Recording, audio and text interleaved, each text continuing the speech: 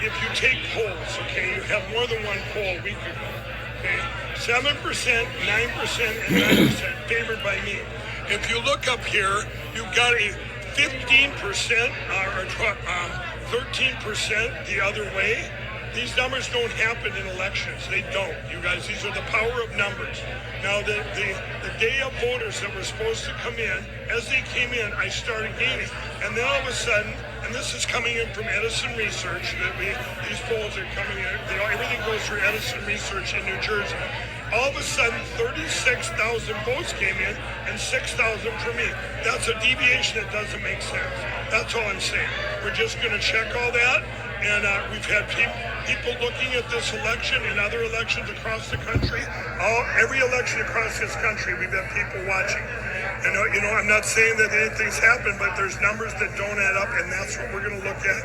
And I will have a full report for all of you tomorrow.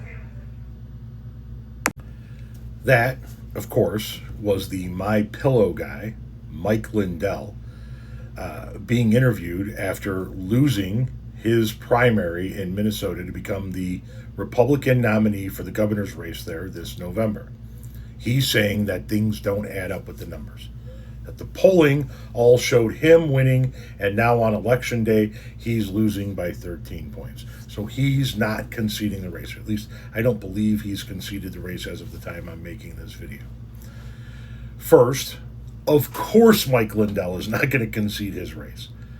This is the guy that's thrown away his entire life in pursuit of the big lie of the 2020 presidential election. He's not going to concede his own race when he won't even concede a race that Trump lost. But keep this in mind. Mike Lindell lost his primary by 11, 12, 13 points, somewhere in that range. A difference of about 45,000 votes. And he's claiming irregularities, essentially claiming a rigged election against him. But it was a Republican primary. There were no Democrats involved in it. So if what Mike Lindell is saying is true, that means the Republican Party in the state of Minnesota engaged in voter fraud in order to prevent him from winning the election, the nomination.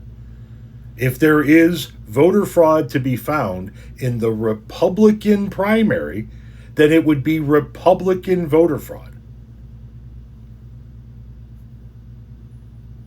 This guy is an absolute waste of otherwise useful human DNA. He's an embarrassment to the species that he belongs to. And thank God the people of Minnesota were intelligent enough not to nominate this fucking clown.